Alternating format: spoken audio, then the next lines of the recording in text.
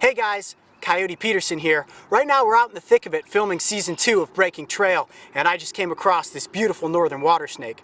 Reminds me of all the amazing serpent encounters we had in season 1. Let's take a flashback look at all of my coolest snake encounters.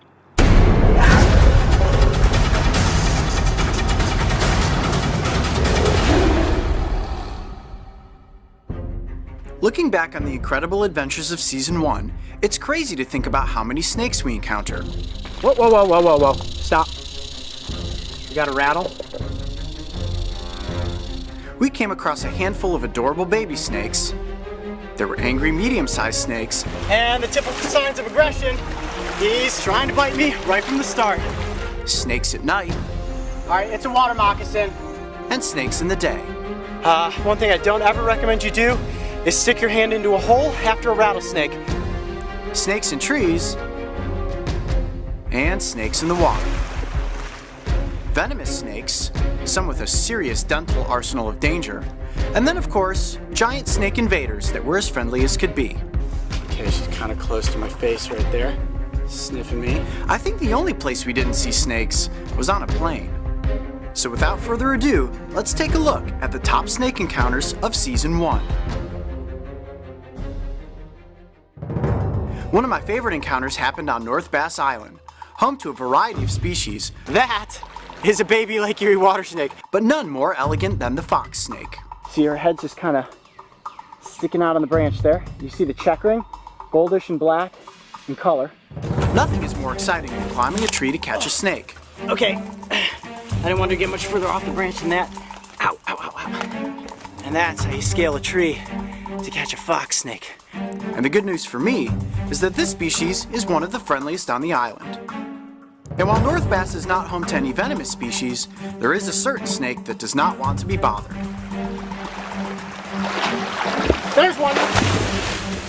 There's absolutely nothing I love more than running after and diving for a water snake. There we go, that's a pretty good sized one right there. That is the Lake Erie water snake. And the typical signs of aggression, he's trying to bite me right from the start. Wow, that is a good, ow, jeez. Yeah, he just took the tip of my finger and sliced it open. Okay, hold on, let me try to get him under control a little bit better. I'm used to being tagged by water snakes, and I'm sure some of you are cringing, but trust me, it looks a lot worse than it really was. From islands to the outlands of Arizona, snakes are everywhere. One of my closest encounters happened dark one night deep in the desert. Check this out, guys. Fantastic. This is the sidewinder, one of the iconic species that lives here in the Sonoran Desert. And this is the smallest rattlesnake species that you can encounter out here, and they are also known as the horned rattlesnake. I absolutely love the way sidewinders move, as long as they don't move too close to my face. Look how beautiful that snake is. Holy moly. Okay, don't get any closer. So if you come out here into the desert at night and run across a small rattlesnake and you see those two little horns, you instantly know it's the sidewinder. The best Arizona snake find was actually the work of Breaking Trail director Mark Lively. Oh, geez. Hey guys, there's a snake over here. What? Jesus, Matt, no, back there. Careful, careful.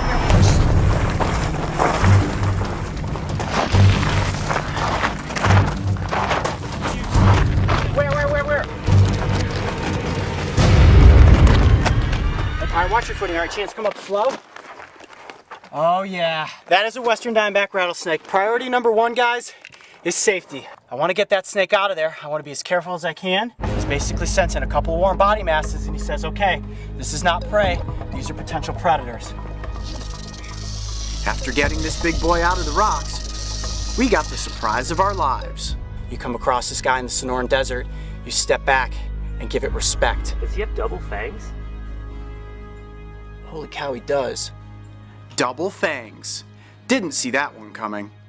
Now, rattlesnakes are constantly replacing their fangs, so one of these sets is getting ready to drop out, and then the new set will be in place so he can go out there and hunt for his dinner.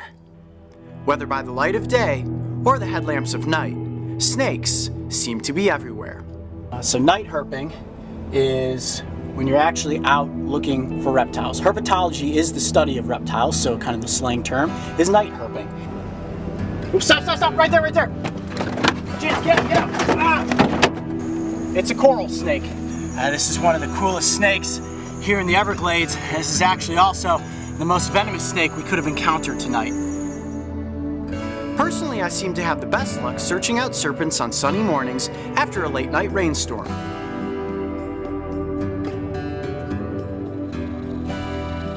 Whoa. Stop. You got a rattle?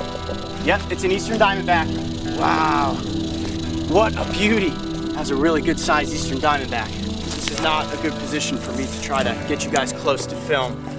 I don't always show off a snake's fangs, but the eastern diamondback is notorious for having enormous venom injectors, and this one certainly didn't disappoint. You get bit by those little hypodermic needles, and you've got a hemotoxin going into your bloodstream that's going to start killing red blood cells. You want to get yourself to the hospital as fast as you possibly can to get some anti-venom. Last, but certainly not least, was the biggest snake of season 1, the Burmese python. Now, this snake is about 12 feet long, and you can see why a python of this size would be quite the voracious predator out here in the Everglades. And what people really worry about is these eating some of the more threatened species like American crocodile hatchlings or the Key Largo wood rat. Sadly, these snakes are invaders to the Everglades, and nothing is more destructive to an environment than a predator that does not belong. Now, this snake is used to being handled, so I don't really feel nervous with her wrapped around my body. I would never recommend that you try to pick up a Burmese python if you see it in the wild. It's best to just leave it alone. Obviously, they're an invasive species here in the Everglades, so you'd want to alert somebody if you did ever encounter one out here. People get them when they're small, and they grow into these 12-foot giants, and then people release them into the Everglades. Unfortunately, when these snakes are now captured in the Everglades, they're immediately destroyed. This gentle giant was provided for us to film with, and on a positive note, is being kept in captivity to educate people on the negative effects snakes of this size can have on the local wildlife populations. I know a lot of people are terrified of snakes. Clearly, I am not. Okay, she's kind of close to my face right there, sniffing me. Let me go up on my hat. All right. And whether you love them or loathe them, dove off the edge of that hill there and managed to nab 2 snakes at exactly the same time. This is absolutely awesome. Please keep in mind that these beautiful reptiles, when not considered an invasive species, are an important part of the ecosystem and are much more afraid of you than you should ever be of them. Looking back on season 1, our official list of top 10 snakes are: number 1, baby snakes. Look how cute he is. Wow. He's probably only a couple weeks old. Number 2, the gopher snake. They will hiss, but this one is really being pretty cool to hang out with. Number 3, the fox snake. What an absolutely beautiful snake. Number 4, the northern Pacific rattlesnake. One thing I don't ever recommend you do is stick your hand into a hole after a rattlesnake. Number 5, the Lake Erie water snake. There we go, that's a pretty good sized one right there. That is the Lake Erie water snake.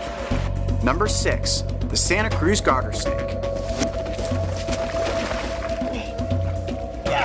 Yes! Number 7, the eastern diamondback rattlesnake. That doesn't mean we have to give it any less respect. Number 8, the Burmese python. But I'll tell you what, if she wanted to, she could squeeze the life right out of this coyote. Number 9, the sidewinder. Holy moly. Okay, don't get any closer. And last but not least, number 10, the double-fanged western diamondback rattlesnake. And he is absolutely beautiful. And as for season 2, let's just say, we definitely plan to up our snake game. If you love animals and adventure, make sure to check out my website, coyotepeterson.com, for more great episodes of Breaking Trail.